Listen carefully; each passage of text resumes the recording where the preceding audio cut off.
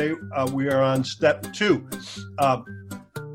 The steps are in order for a reason. Okay, so it would never have occurred to me ever to say I need help. Pull yourself up by your bootstraps, which subsequently I found out is absolutely impossible. It's just physically impossible. Come to believe in a power greater than myself that can restore me to sanity.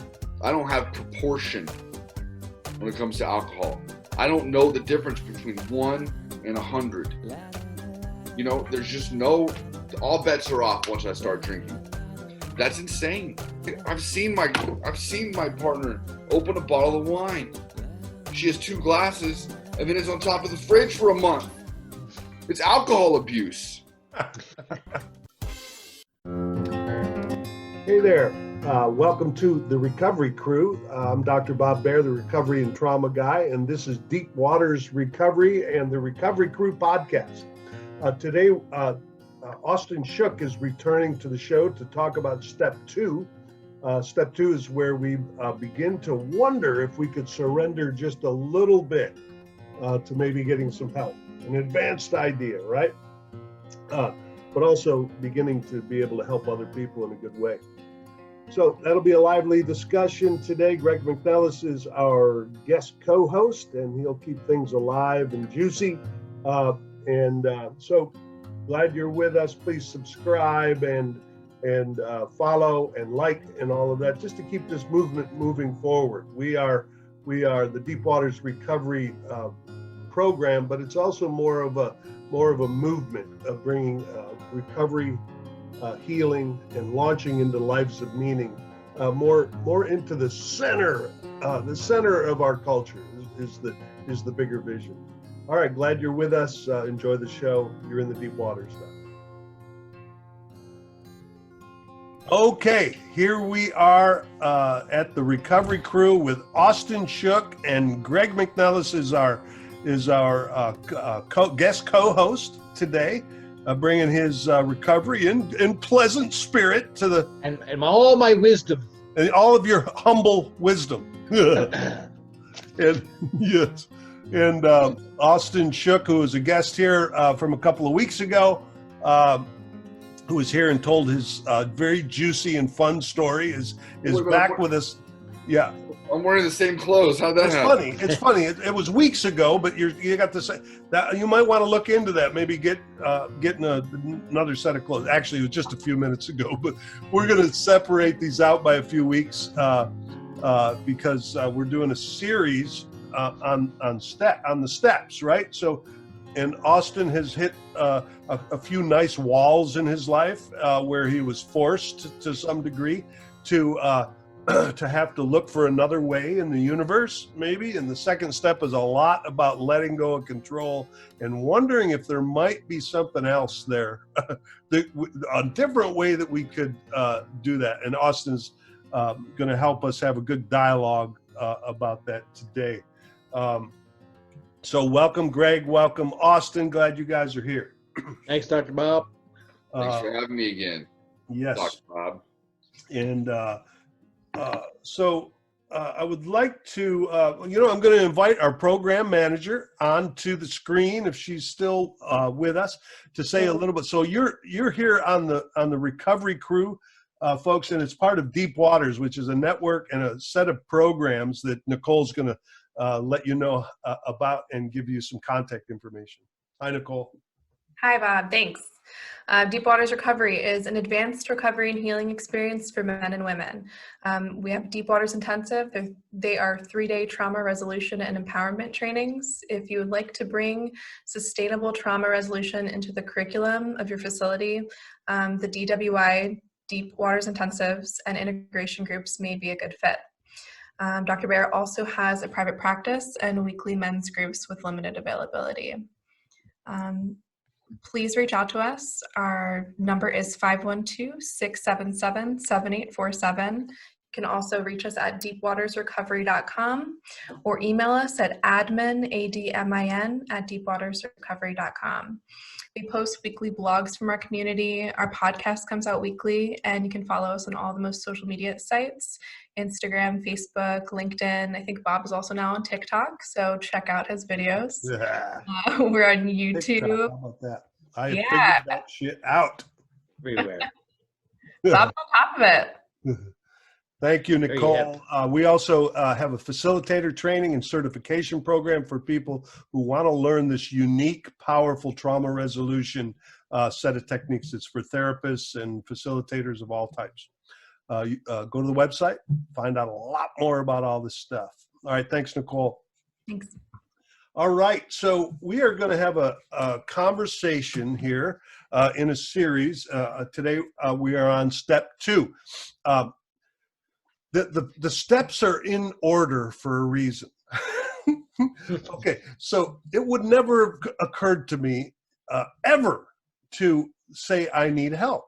I mean, it just wasn't in my body. I was taught to pull up my bootstraps, or what is that thing? Pull yourself up by your bootstraps, which subsequently I found out is absolutely impossible. Try to pull yourself up by it's just physically impossible. But those are the kind of phrases that I grew up with. And tough was the most important thing. Emotions were the very least important thing.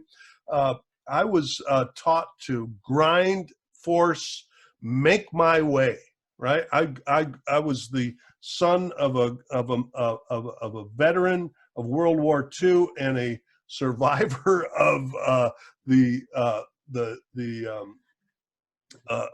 Depression, and that's what my beautiful, loving, tough guy dad knew. That's what was handed to me, and from a long line of alcoholics who didn't want to listen to shit from anyone else. So that was my prep for this program that really encourages something different. So the first step is we admit that we're powerless and that our life had become unmanageable. So admitting anything was not in my realm. I had to be deeply suicidal, inches from killing myself. I mean, that's what it took for me. I was in so much pain that I was, at one point I was literally crawling on my belly in grief. It wasn't all about the drugs and alcohol being out. It was also about love addiction is another one that took me down. When she finally left, when she had finally had enough of my shit, then I was able to surrender and say I need help. And there's work to be done in that first step. I have to unpack the unmanageability because, as we talked about in the previous podcast, we don't think it's abnormal, the shit we're doing, right? It's like normal. This is what we're doing. And I'm going to lie, cheat, and steal to keep it going, just like this. It's amazing what addiction does to the spirit. I was talking to a family yesterday who's bringing their kid into treatment, or their 18-year-old into treatment. And I was trying to explain to them because they're so wounded by the way this kid is treating them. I tried to explain, and I don't think they were able to hear me. It's not your son anymore. He's not there anymore. He has been co-opted by this disease. There's nothing else like this in the DSM, the Diagnostic Statistics Manual of Disorders, right? There's nothing like addiction that actually co-opts the entire personality and removes it from the being, right? There's a Jungian analyst in New Orleans that really points at it as probably the best example of something that might be called evil. We become somewhat, it looks like with the shit we do looks as close to evil as I know about. The obsession. The obsession. There you go. We're obsessed, and our mind is co-opted by an entirely different set of morals or set of values, right? It's no longer us. So it takes almost dying for a lot of us to be able to open to the possibility that there could be something else. And the second step, after we've taken a look at the unmanaged, here's the bad shit that I've created. Okay, well, maybe I am, and I can't change it. I've tried 1,000 ways. All right, I guess you're right. And then we can move to the second step. If there's enough of an awakening to be able to begin this process, the second step is we came to believe that a power greater than ourselves, and most of us have such egos that we don't think there's anything greater than us. We might not say it out loud, but we're running our life like that. We came to believe that a power greater than ourselves could restore us to sanity.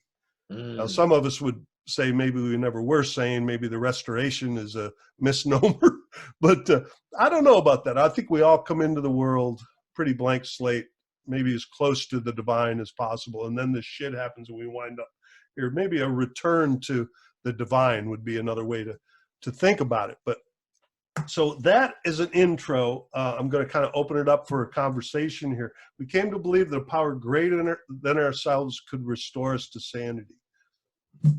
There you go. So, man, thanks for that intro. You know, I have to believe that I'm insane before I can believe, come to believe in a power greater than myself that can restore me to sanity. Yeah, I'm insane. You know, a lack of proportion, or a lack of the ability to think straight. You know, I don't have I don't have proportion when it comes to alcohol. I don't know the difference between 1 and 100. You know, there's just all bets are off once I start drinking. That's insane. I've seen my partner open a bottle of wine. She has 2 glasses, and then it's on top of the fridge for a month. It's alcohol abuse. And then she opens it and says, that went bad, and pours it down the sink, man. And so I think that's insane. But the thing is, I would be drinking the rest of it on the way to the store to buy more. yeah. That's how I drink. And so 3.5 years ago when I got sober, I came to believe that I was insane. And that I had no power. So I needed power. Lack of power, that was my dilemma. Yep. It says on page 24, we're unable at certain times to bring into our consciousness with sufficient force the memory of the suffering and the humiliation. It's amazing that our mind will blank out the pain in order to keep using. And then it says we're without the defense. We're out without any defense against the first drink. We don't have My family was perfect for that. I was brought up with one of those families. It's the Irish way. The Irish way, stuff it deep, deep down inside, flip out one day, wake up the next day and pretend nothing happened. And you get cooperation from the family on that. That's what makes the insanity just continue and continue in that situation. That's right. We get that we are indoctrinated from externally as well as internally. It's a little conversation I was having with my daughter. I mean, she's in her first year of college. You think how much of the message of smoking marijuana is kind of not a bad thing. How much of that she's getting? It's like normal. It's like it's not going to hurt you to mess with your dopamine and serotonin and adrenaline and oxytocin and all of your chemistry. It's fine. It won't affect you in any way. That's the message. Natural. That's the message.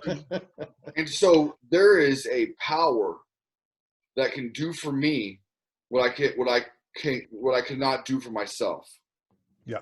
The fact is that dabbling in, like what you're talking about, dabbling in marijuana, dabbling in the party lifestyle, dabbling in alcohol and drugs,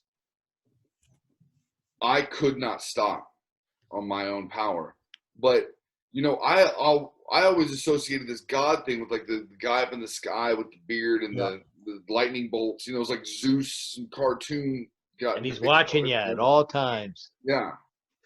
So, I got sober right next to guys who were born again, JC all the way. And they had a new experience with that power. But for me, I started at a much simpler level that made sense to me. And it was the sun, the moon, the birds, the stars. And I was able to say, that's a power greater than myself. Yeah. And one day, when we were studying this, and I was in my first week or two of sobriety, the power went out. We were on this section, lack of power, and the power went out in the building. And it was the lightning storm. It was a power greater than human power. Yeah. that knocked the power in the building out. Yeah. And I was just like, oh, You man. notice shit like that, don't you? You know. Oh man. Carl Jung had a word for that. And, you know, when you just hear it isolated like that, it might say, it was just a coincidence. But, you know, when that shit starts happening on a regular basis, it's worth paying attention to. He called it synchronicity. That's right. Meaningful coincidence. You know what my second higher power was? It was string theory. Here we go. There you go. We're all connected. Everything is connected by invisible forces, and it's proven. You know, these atoms that are in the air.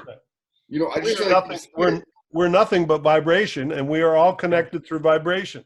You know, okay, so you found a way, a doorway, because you've been wounded, like we have this faith, I call it the faith wound.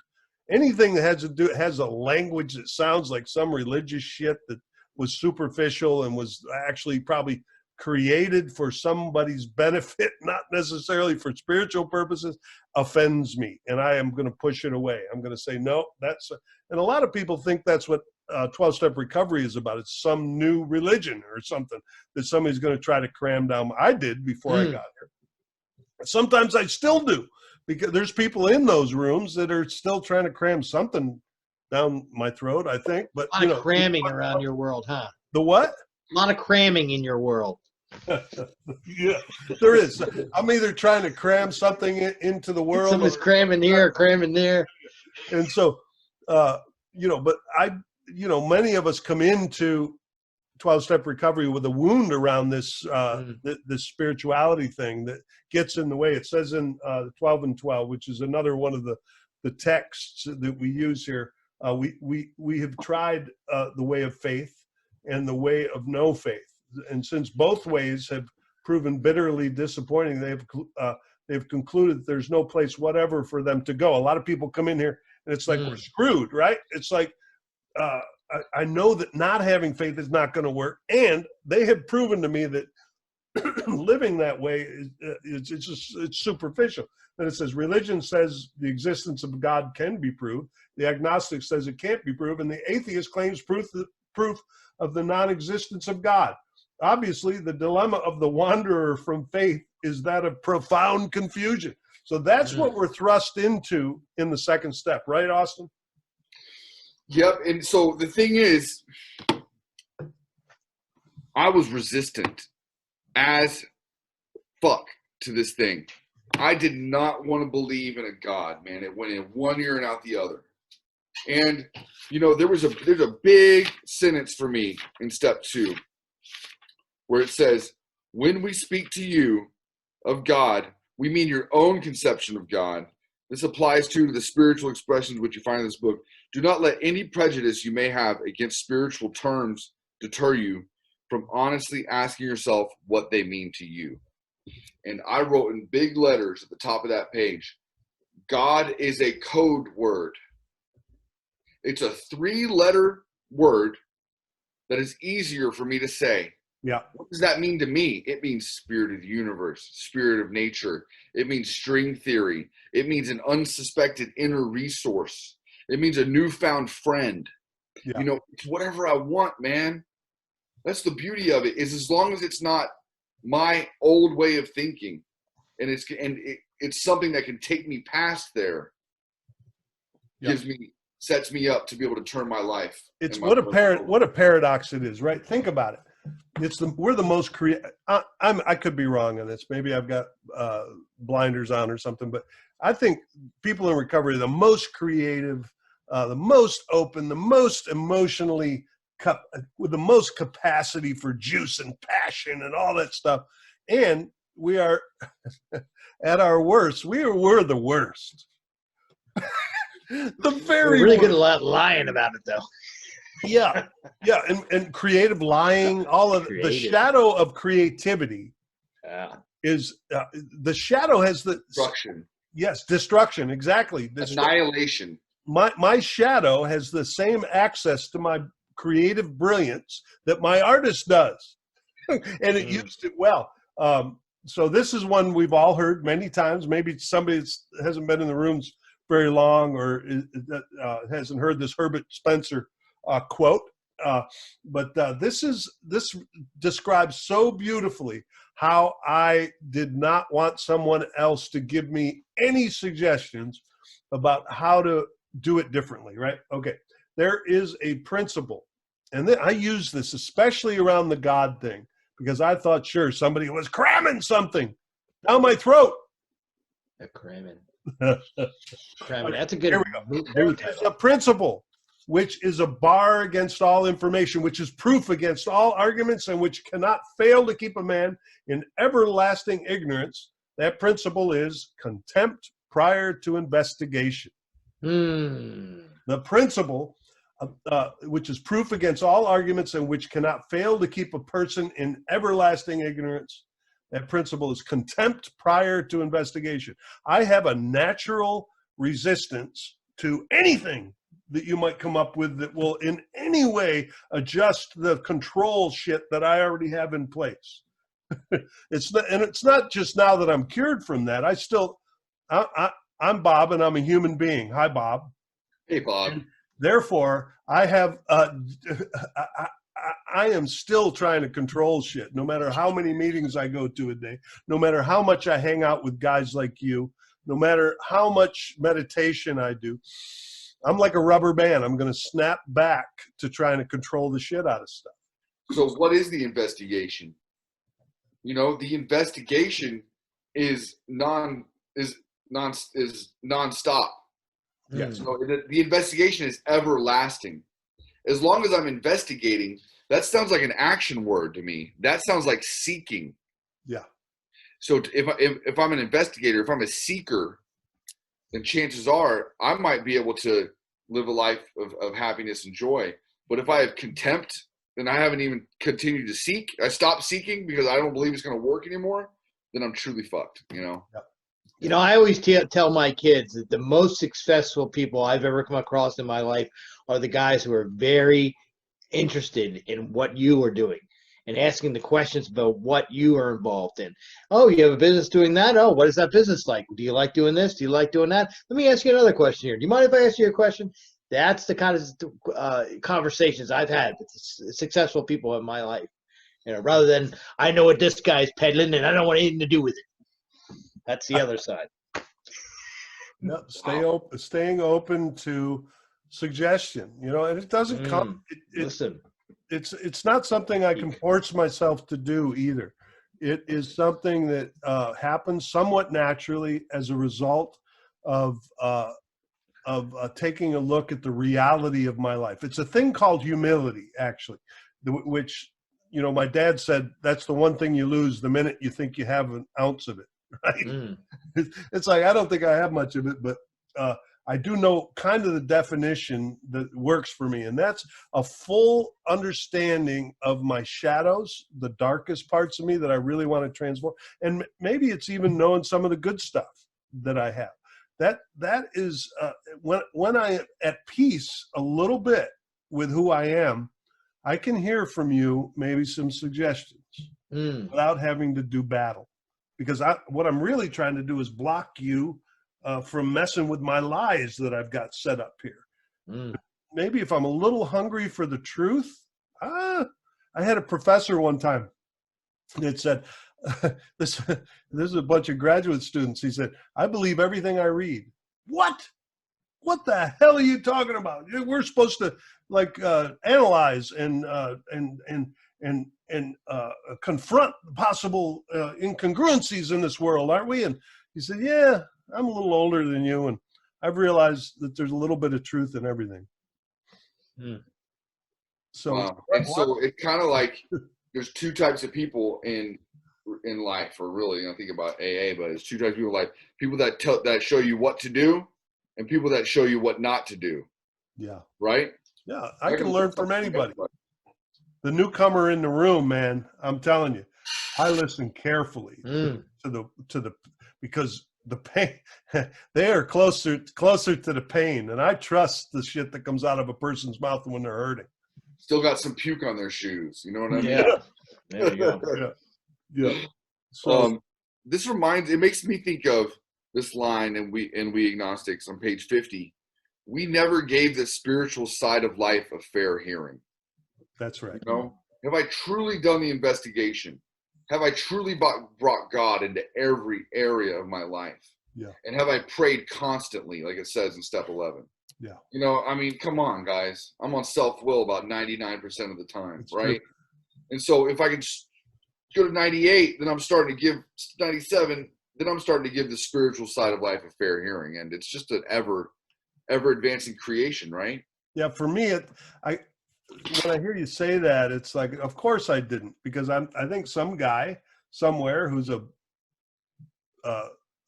hypocrite is peddling some shit. That's the first thing that comes to me about when we start talking about this. But what I've found is that prayer, meditation, all this stuff, there's nothing religious about anything in my life. I am against it. I am religiously against religion.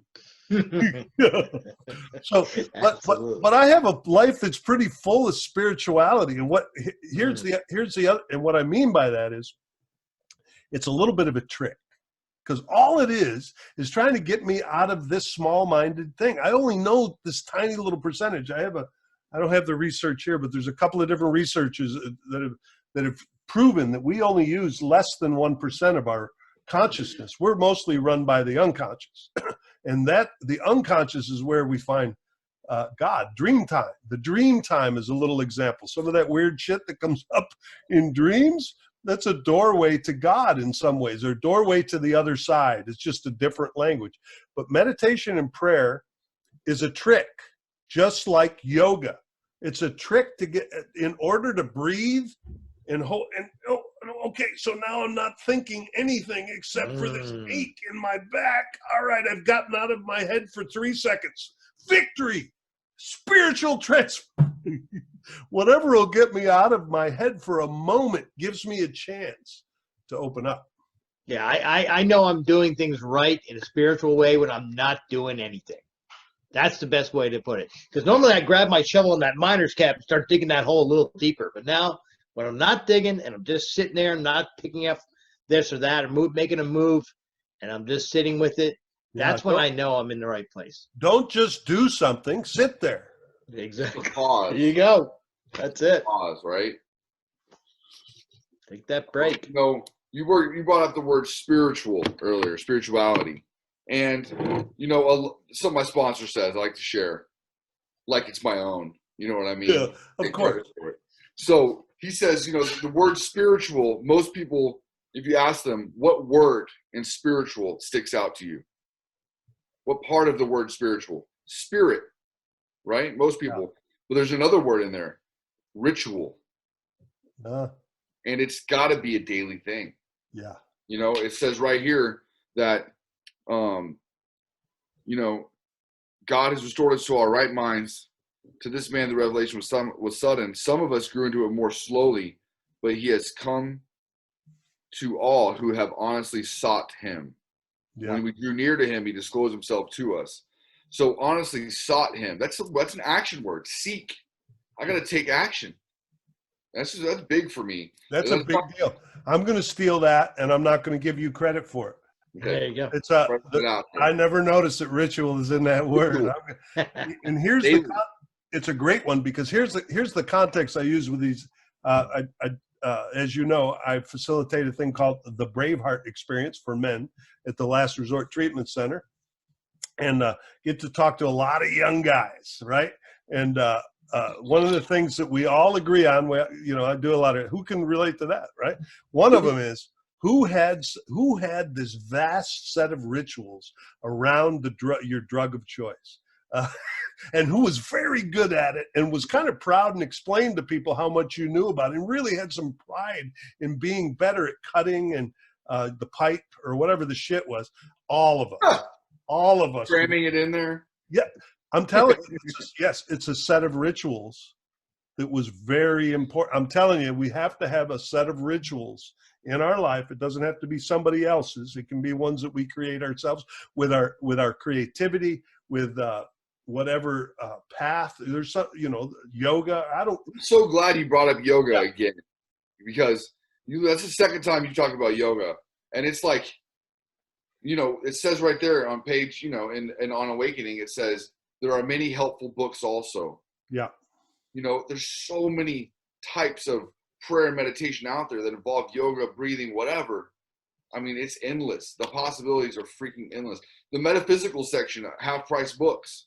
Yeah. I mean, dude, it's like, it's Yeah. 4 agreements, the whole 9 yards, you know. And there's a shadow to it. We could get so into that we forget that the very basics of the program have to come first. But, you know, the trick of step 11, which we'll talk about subsequently in this series, is about a regular daily expanding my connection with a higher power. For step 2, we are simply exploring our shit around it more than anything else, and trying to offload some of the baggage that we're carrying about it. And you know, that whole chapter, We Agnostics, is useful for that.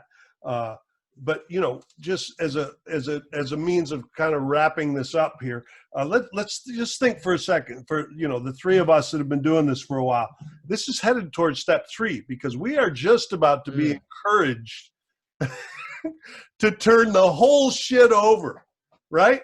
And if we don't do a good step 2 and offload some of the shit, it's going to be a superficial step 3. Would you agree, Austin? Yes, absolutely. And, you know, the fact is that, you know, I become convinced that this deal has worked for somebody else. Even if I have been shut off and I have no conception or willingness whatsoever, I identify with you. Yeah. Your story sounds a lot like mine. You've been through just as much bad shit as I have, or maybe worse. And so if whatever you did brought you to this place where you're actually able to live a life, then maybe what worked for you could work for me. And that is just how wide that door needs to open. It doesn't need to open any further. I've just started to let a little bit of light in, and that's good enough. That's good enough, man. Yeah. Honestly, that's the beautiful thing about this. And we can go, you know, talk about the prosaic, you know, whatever it's called, you know, like the molecules and all that, and the scientific breakdown of why just because we can't see something doesn't mean it's not possible. Yeah. Just, you know, my Walkman, you know, I threw that away as soon as MP3 players came out. I haven't used a VCR in I don't know how long, because Blu-ray, and now I just got Netflix. I don't even own a DVD player. I mean, I throw away old gadgets for new ones all the time. Why can't I throw away my old closed-mindedness and try a little bit of open-mindedness? Yeah. That's what step 2 is really about, right? That was a good soundbite to snag right there, Greg. I don't know what I'm going to snag it for, but that was well said, Austin. That was hard won. You didn't just come by that from reading that in some book, did you, brother? You know what? Reading We Agnostics knee to knee with other alcoholics who are brand new. Yeah. And going through the book line by line has opened me up more and more every time. And the question to ask for a recovered alcoholic, somebody who's been doing this for a while, is where is my current agnosticism? Where am I currently agnostic? What areas am I not bringing God into? I'm still pretty goddamn agnostic. Yeah. Because I'm not bringing God into a lot of areas. That God that started as just that code word, you know? Yeah. And that's why this is always useful to me. I'll never be 100% believer. I'll never, you know, this is a 100% believer, and this is straight up atheist. And I'll always be somewhere on the scale. Yeah. You know, that's why I work in the steps. Yeah. Because we have this brain that thinks we're the center of the universe and can figure shit out. And it's not bad. I don't want to be shaming our intellect too much, but it's gotten me in quite a bit of trouble, and I don't think it needs a little feedback every once in a while. Like, maybe you could open yourself up to some other possibilities, like 99% more possibilities. And we've got, and we wonder why shit doesn't work out. Well, I'm only using this one little percent of my team, right? I mean, you're exactly right. Just cracking open that little bit to hear a wisdom from somebody in the program is a spiritual act. It's that phrase, that was made such a big impact on me is how free do you want to be? Yeah. Right? Do you want to be a little bit free? And, Mark Houston, like, am I going to walk to the river with a thimble, or am I going to go with a big bowl to fill all the way up? Yeah. It's up to me. How much can I just empty out and become that hollow bone, right? Yeah, I there's love Mark Houston, man. Did he refer to the hollow bone? Yeah, he did. Oh man, he must. Yeah. Well, don't get me started there, because that guy was sort of at the root of a lot of what we now call the real deal version. So I'm going to just send some gratitude into the universe, because he's on the other side now, and now we're carrying it. Probably not in a way. He's probably rolling over his grave. How slippery we are. Podcast. What the fuck is that? Okay. Hey, so step 2 in the next part of the series, we'll move into step 3. I think this has been a good little, I don't know if it's a master class or just a good little conversation. I hope it helps some folks. Austin, thanks so much for being here again. And Greg, man, your energy is just good. If I had to do this by myself, I'd be very scared. I'd be very sad. I've got 2 cents to put in here. Yes, thank you, brother. Thanks everybody hey, Austin, why don't you let everybody know how they can get a hold of you if they want to know more about the real deal? So we're up in Dallas, Texas, sober living for men, maybe women's homes in the future. We're going to get a women's program director if that comes, because I'm not selling women's sober living, believe me. So rdsoberliving.com stands for real deal. You can get a hold of me. My last name is Shook, SHOOK, at rdsoberliving.com. And, anybody can hit me up anytime. Nice. And you can get a hold of me or Greg through the website, deepwatersrecovery.com. On the About Us page, the recovery crew is all listed on there. And Nicole, if you're still there, do you want to say a little bit about how folks can reach us? Thanks for hanging in there with us. Yeah, absolutely. If you want more information about our programs or this podcast, like Bob said, deepwatersrecovery.com. Our direct number is 512-677-7847, or email us at admin@deepwatersrecovery.com. Please like, share, subscribe, follow us in order to support this mission. Follow Dr. Bob, he's the trauma recovery guy. He also sees a limited amount of individuals and has group programming. The 3-day Deep Waters Intensive, the DWI, for professionals is scheduled for spring 2021, so keep an eye out for more information about that. If you would like to bring sustainable trauma resolution into the curriculum of your facility, Deep Waters Intensive and integration groups may be a good fit, so reach out to us for that as well. Again, our number is 512-677-7847. Pretty good. You crammed all that cramming. We're cramming. You crammed all of that in there very well, Nicole. Very good cram. The facilitators training is the only thing I would add to that. You'll find information about that on the website.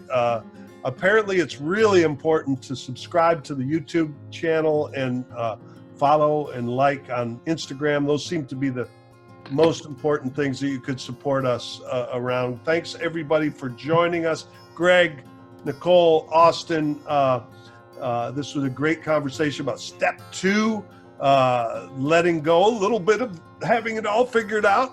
Can I do it? Austin, do you think there's a chance for me to let go of having? You need serious help, dude. I need serious help. All right. So fortunately, Maybe that intensive weekend might be good for you.